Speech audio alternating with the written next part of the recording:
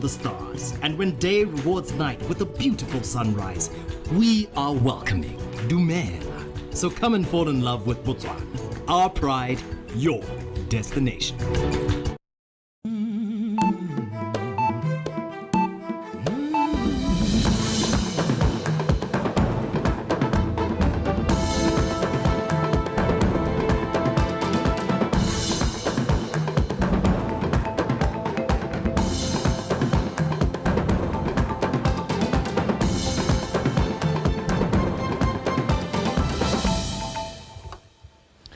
Now, a very good afternoon to you and thank you for joining us. This is BTV News broadcasting live from Gaborone, and my name is Kailo Sabone with Kilibono Bitonga Tusa on sign language. Now, in our headlines, Botswana mining companies urged to keep up with evolving challenges within the mining sector.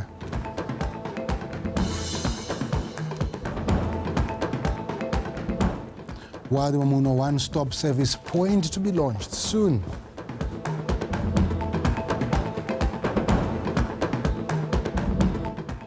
And in sport preparations for the Orange FA Cup Season 5 edition at an advanced stage.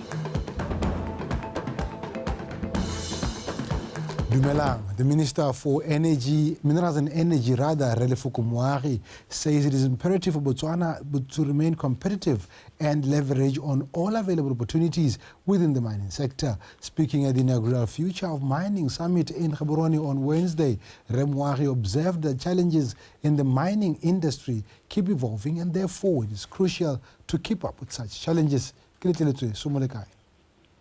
According to different reports, Botswana is one of the attractive destinations with enormous mineral wealth. However, the industry continues to be faced by different challenges that requires concerted efforts by all stakeholders to go forward. In 2016, the government put the BCL mine into liquidation due to declining commodity prices in minerals like copper, which led to the closure of some mines locally and internationally.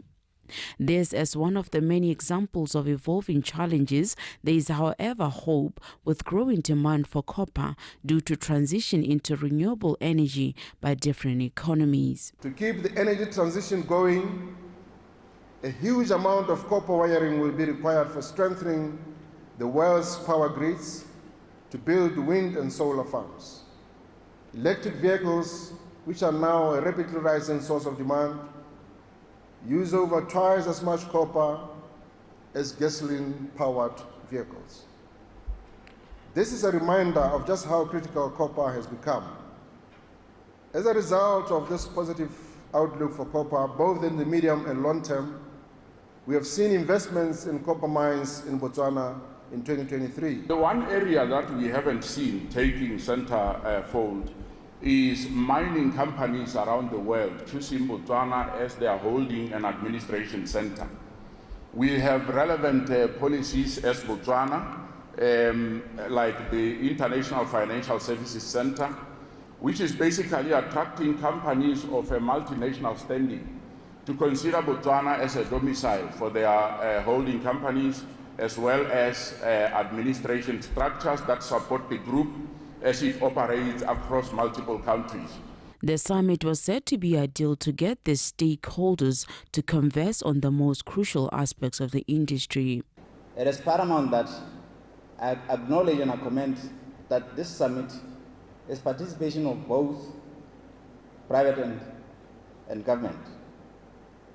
If there is any industry where I believe we can make the most economic impact, it is the mining industry. In pursuit of supporting this industry, my ministry focuses on several key areas, including but not limited to enterprise development, citizen economic empowerment, value chain development, identifying new sectors, and of course creating jobs. This summit was established out of a vision, necessity, and a belief in future potential of our great nation's mining sector. Our goal was clear: to create a dynamic platform where ideas can be shared freely, where collaboration is not just encouraged but expected.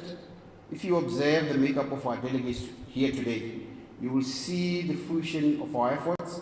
We have successfully brought together over 15 chief executive officers of leading mining companies under one roof. Botswana were implored to explore investment opportunities through provided tools like the mining cadastre, which avails all information on the industry. Kilikelezwe, Somolekai, PTV News, Gaborone. Now, the Ministry of Foreign Affairs has released a press statement informing the public that His Excellency, the President, Dr. Mokgweetsi Eric Kabetso Masisi, has appointed Major General Mpho Churchill Urebotse Muputing to be Botswana envoys to Washington, D.C., United States of America, while Rayan Daniboko is appointed as Botswana's envoy to South Africa, based in Johannesburg. The appointments take place with immediate effect. And moving on, the council chairman, or chairperson rather, for Good Hope District Council, Re Fanki Motsatebe, is hopeful that the introduction of pre-vocational modules in secondary schools will help improve academic results at Good Hope Senior Secondary School. When addressing the Good Hope Full Council this week, Re Motsatebe said he believes students will perform better because they will be pursuing subjects in line with their career choices. The Ministry of Education and Skills Development introduced outcome-based education program in the current Form 4 students, where they had to choose subjects according to their interests and capabilities. Lone Seko. Following the Ministry of Education's introduction of the outcome-based education program, Mr. Motsatebe said they are expecting better results from Good Hope Senior School, as the current Form 4 students have started the curriculum and have chosen subjects according to their interests and capabilities. Following the introduction of the new curriculum in our senior secondary schools, Form 4s have started using the curriculum under the outcome-based education program. They have chosen subjects according to their interests and capabilities. These modules. The introduction of pre-vocational subjects will change the Good Hope Senior School academic results because students will be doing what they love and interested in and passionate about. Those modules. On other issues, Good Hope District Council continues to ensure that there is economic growth in their district, as well as improving lives by bringing developments such as roads infrastructure, which is critical in the district and country's economic growth. Mabule Sekutane Road has completely lost the gravel layer, resulting in a loss of riding quality, thus escalating vehicle operating costs. The road is currently marked for upgrading to bitumen standards this financial year. Councillors were encouraged to come up with ideas that could help develop and improve lives of their communities, and mostly urged to encourage the society to adopt and benefit from government programs aiming at human and social development. Lone Sekobo, BTV News, Good Hope. Structure development paving way for the opening of the one-stop border post at Mamuno border in the Charles Hill district is underway, with the construction and refurbishment of staff houses as well as offices at an advanced stage. This was said by the General Manager Shared Services for Botswana Unified Revenue Services, Rekedi Labane, at a Khota meeting in Charles Hill, meant to sensitize the community on this upcoming development. Angela Enosa.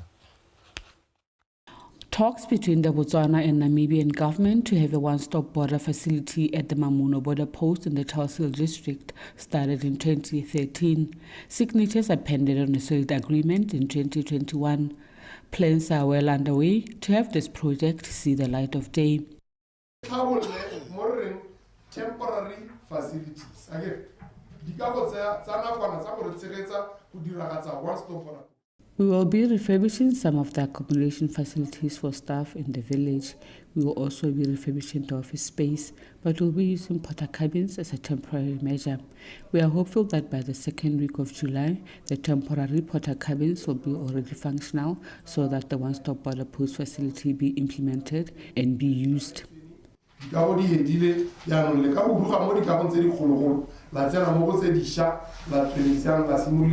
One-stop border post.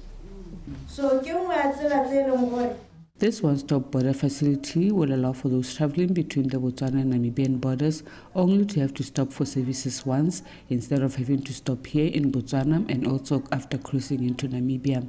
This will greatly eliminate any inconveniences travelers sometimes face. The residents are implored to use their proximity to the Trans-Kalahari corridor as an advantage to opening up avenues for trade. When developments such as this one are veiled to us and catch us napping, it will all be in vain. We have to be found ready to take up such opportunities when they avail themselves. Right now, there's an issue of staff accommodation, and I'm aware that people have been unable to offer enough houses which government can rent from them. Hence, the BURS resorting to renting out lodges instead.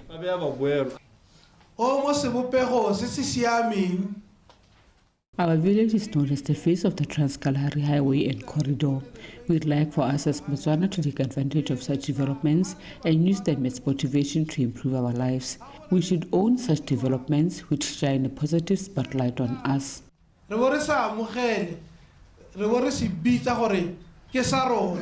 This one-stop border project augments other efforts by government to ensure seamless movement of goods and services within the region, with other services including the use of national identity cards to cross the Botswana-Namibian border, as well as the border post operating for 24 hours daily. Angela Nosa, BTV News, Charles Hill. Now, the Ministry of Agriculture has delivered a 4.5-ton truck to assist Mpato in the Ubira district.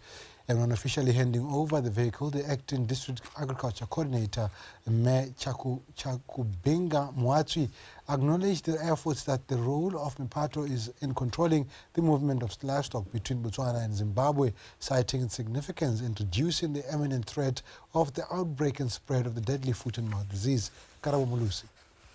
The truck handing over is yet another solution in the list of many provided by the government, culminating from a series of activities dating back to the year 2021, when the President, Dr. Mokgweetsi Masisi, committed to resolving the cattle rustling menace between Botswana and Zimbabwe, a journey that Mpato became an integral part of, enhanced by the support from the government. The truck is the second vehicle provided to carry out the duties of Mpato, in addition to the equipment, protective clothing and the Pelecheng allowance. The leader of Bibira Mpato explains the challenges that prompted the need for a truck. There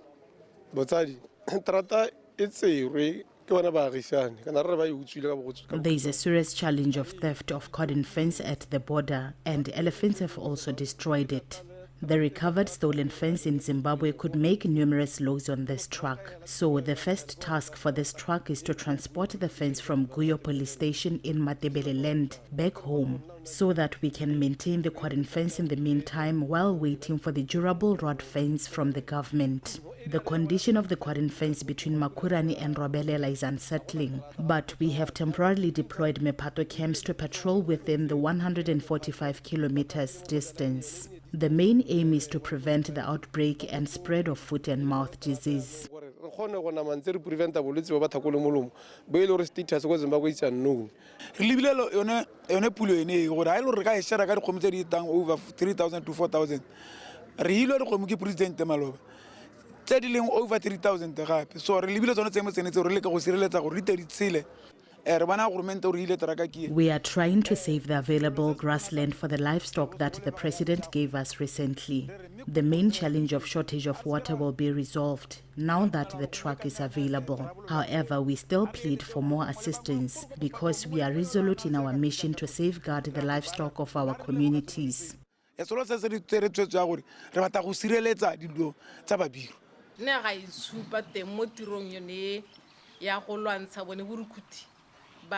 It came out clearly during the fight against cattle rustling that the Ministry of Agriculture could not deal with the situation single-handedly. Hence the resolution to harness the strength of the collective contribution of various stakeholders. For the background in the cattle rustling issue in Bubira, the President, Dr. Mokgweetsi Masisi, appointed a commission of inquiry in 2022, invited the ambassador of Zimbabwe to Botswana to tour the border and appreciate the situation there. He also engaged with his counterpart, His Excellency Emmerson Mnangagwa, deployment of law enforcement officers at the border and procurement of the specialized patrol vehicles, and the recent livestock restocking exercise that put a smile in the faces of Babira. Karabo Mulusi, BTV News, Bubonong. Now, the chairperson of the Parliamentary Portfolio Committee on Agriculture, who is also a member of Parliament for Kalahari South, Resem Brooks, expressed the concern over various setbacks stalling the opening of the Tsabong multi-species abattoir, pointing out to the the construction costs have exceeded the budget of 161 million initially given for the project. Reb Brooks said this at the Parliamentary Committee Abattoir recently. Good about the report. 21, the contractor still failed to complete the job after various extensions and the lockdowns were lifted. That this very government said to Botswana, this project has to be completed as the government promised to provide residents of Kgalagadi and beyond with a lucrative market for their livestock. But those who overseen this project are failing to deliver. No, we have to be very honest. If somebody is sleeping on his job, we have to know. Madi yaga rakhawa manabu anansi chukontraga. I finished. Abona la hele the you see mo e gore lona ya ka halile sa fitse gore kwa go bua le kwa go tlhokagala eng. For this project to be completed, we need at least 30 million. Re libile mega hare boneng ka teng le one madi ana o makiwa a 30 million go heleletsa re bone gore ga ke madi a le ka. Yeah, this escalation is already estimated at around 35 million, inclusive of the borehole who connect the line, because they were not part of the scope. Let the soil, later, the increase in free. We need extra money for a borehole, solar plant, and to cover costs of transporting goods. We still have to value them more. With the extension of time, we have never issued them extension of time with cost because we have to sit down and analyze it. This is where we are. Tsabong multi-species abattoir is expected to improve the lives of people in the district. There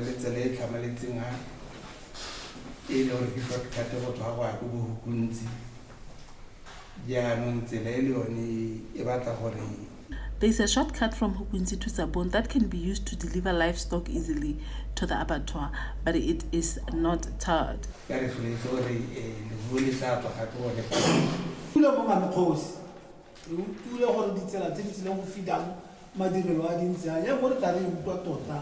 We'll go back to Parliament and report our experiences, and especially that roads have to be repaired so farmers can access the abattoir.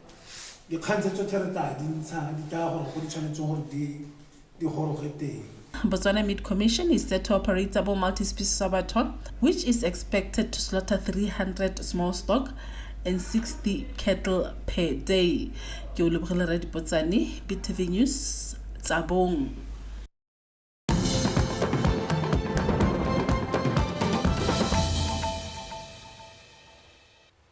You're watching BTV News and thank you for staying with us. The president of Botswana Association of Tribal Land Authorities, Batla Redi Khang, has encouraged members of the organization to commit to delivering land allocation services to the people, especially those who live in remote areas. Rekhang mentioned this during a workshop held in Kanye to facilitate the members on land governance and their performance to improve service delivery to Botswana. Kisofetse Makwenja. 21, the contractor still failed to complete the job after various extensions and the lockdowns were lifted. That this very government said to Botswana, this project has to be completed as the government promised to provide residents of Kgalagadi and beyond with a lucrative market for their livestock. But those who overseen this project are failing to deliver. No. Now, apologies for that confusion there. Now, the United Nations Development Programme, UNDP Program Specialist Natasha Hedgefield says women need to be trained and capacitated on how to be ready for political office. In an interview with BTV News on the margins of the two-day training of trainers workshop for women in politics held in Francistown, Mayor Hedgefield said women need to be taught what it means to be a candidate that can represent the people. Abigail Madorobo.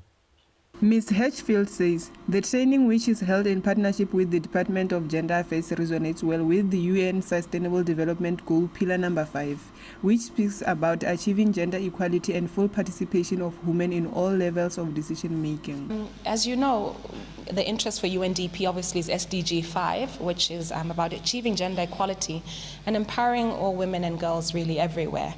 And so our prerogative in this is to ensure, target 5.5 of the SDGs talks about full participation of women and girls and also representation of them thereof at all positions and all levels of decision making. So for us, it's about advancing the Sustainable Development Goals and doing so in support of government who also seeks to see the same happen in terms of achieving a just Botswana. The workshop is aimed at addressing gaps which exist in the political landscape, such as gender stereotypes and lack of funding, among others. We have done this partnership because we wanted to train women on political issues so that they are able to occupy political positions. Women are facing challenges such as stereotypes and discrimination, among others.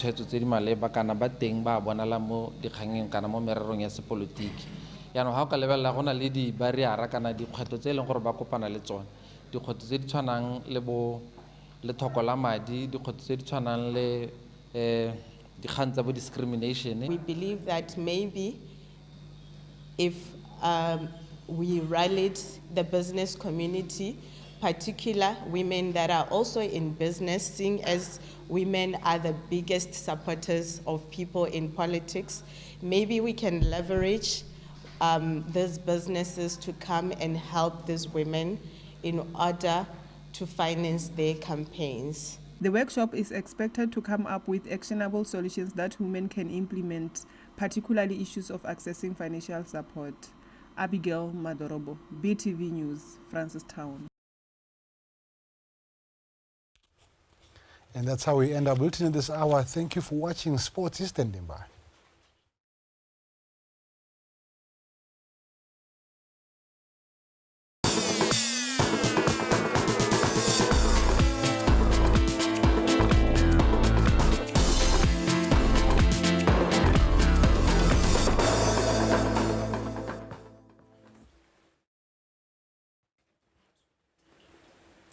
Let me thank you, Sabone, and of course, good afternoon to you all. This is Hosonko bringing to you in context the sports news, and with that, let's get straight into it.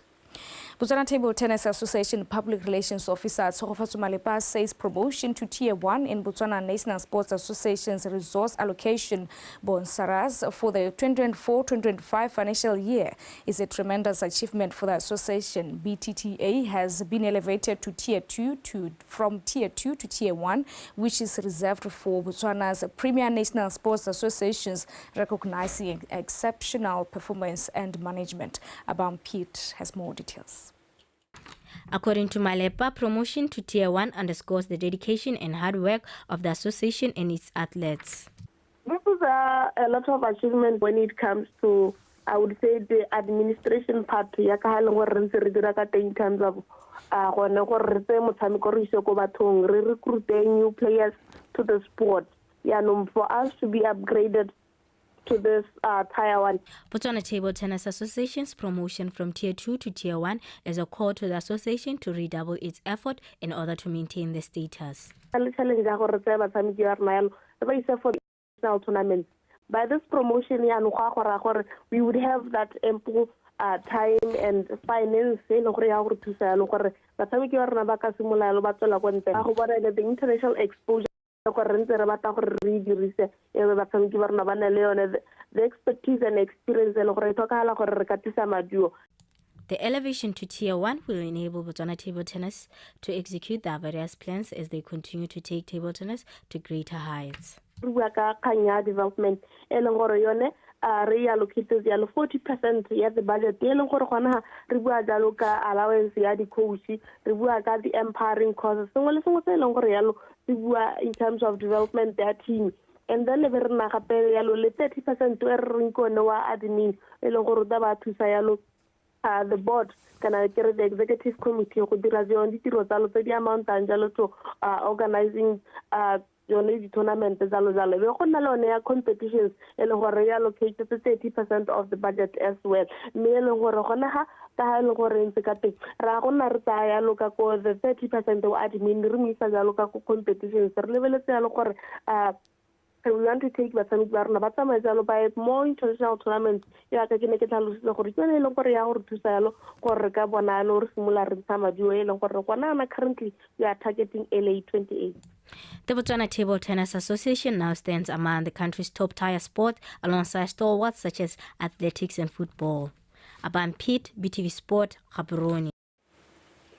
Now moving on to Orange FA Cup updates. Orange Botswana Communications Specialist Khumule Morapalai says preparations for the Orange FA Cup Season 5 edition are at advanced stages. He further expressed the gratitude towards the Botswana Football Association for the tremendous support they have shown so far in their partnership, which they believe still has a long way to go.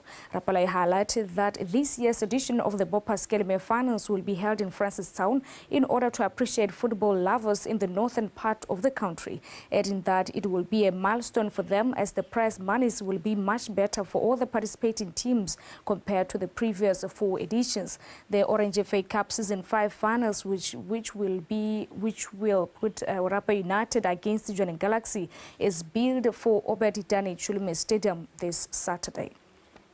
The prize money has increased. The runners-up will be walking away with 400,000 pula, and then the champions of the season are walking away with 800,000 pula. But in addition to that, the different categories, obviously, like we had mentioned, are the individual prize money. If you would allow, our player of the tournament will be walking away with 50,000 pula. Top goal scorer walking away with 30,000 pula. Goalkeeper of the tournament 20,000 pula. Coach of the tournament 20,000 pula.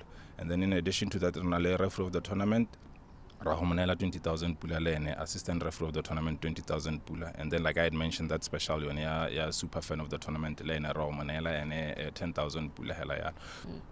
I would say, our relationship has been exciting, and I've seen Orange taking the property as their own. They really owned the property, and they've steered it and made sure. And we really love it, the partnership, and it has ensured. Like I said, when we started, now they brought the people back, and they're seeing this multitude. And commercialization is all about numbers. And with these numbers that we have currently, and now with the Premier League coming, trust me, we are looking for another marriage. It's going to come to pass. And that is all that we had for you from In Context, the Sports Desk. Let's meet later on at 5 p.m. for Botswana News. And of course, let's continue on rallying behind the hashtag Arichencheng Maikutlo, Dikakanyo Maikutlo, as well as Buitwaro. And of course, Carlos Abones on standby to continue with In Context here on BTV News channel. Hashtag Ikanyorona. Have a good afternoon.